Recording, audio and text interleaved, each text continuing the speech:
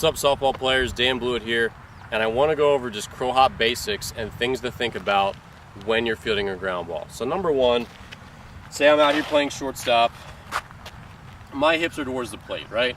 So the number one thing we want to make sure we do when we throw is that we're landing in a closed position, which means if I'm throwing to first base, my feet are in a line to first base, my shoulders in a line to first base, but my chest is perpendicular, right? So if we're here, this doesn't happen until I'm actually releasing the ball and following through.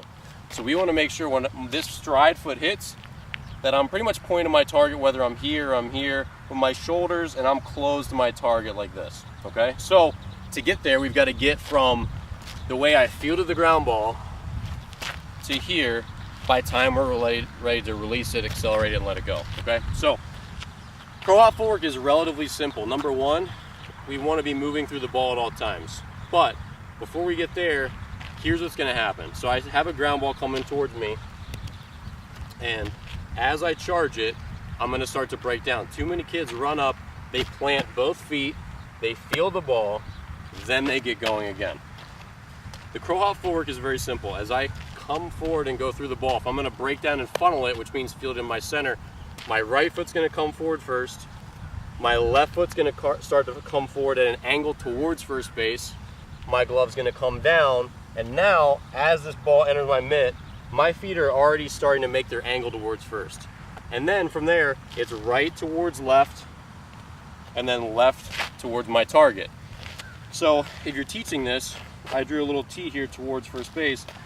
I'd field the ground ball right, and it's not as much right to left here because this would be me playing third going home, but it's ankle bone, so this ankle bone here towards my target, then I get on line and then I go. Obviously if I'm playing short, my throw is going to be going from here to here, so now it looks more like right to left and then left to target. But if I'm playing third base and I'm here, I've got to get 90 degrees, which means ankle to there, and then I'm thrown to the plate. So if we're teaching basic Crowhop form, which is something I do in all my throwing lessons, we start at 1, 2, 3, 4. And if I'm making a new fresh tee, which I like to use a tee to instruct this, I'm going here, wipe out that old one. We're going 1, 2, 3, 4. And once we get really good at that, then we can add footwork, start to smooth it out, and then over time we start to improvise, because that would go to second. If I was playing third, this would go home, and then this throw would go to first, right? So it's still the same footwork, it just depends where we need to get our ankle pointed. Home, first, second, right? Second, first, home. So basic footwork technique for Crowhops, it's extremely important. It makes the foundation for a good throw.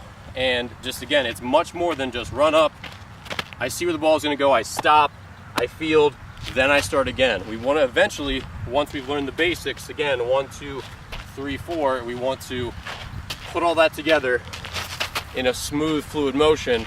That's how we get rid of the ball quickly, because it's a small diamond, right? That's how we cut down our throws, by gaining ground to our target. And that's how we're going to set the foundation for being closed and getting as much power as we can from our core and our lower half. That's all going to help power our arm and add velocity to our throw.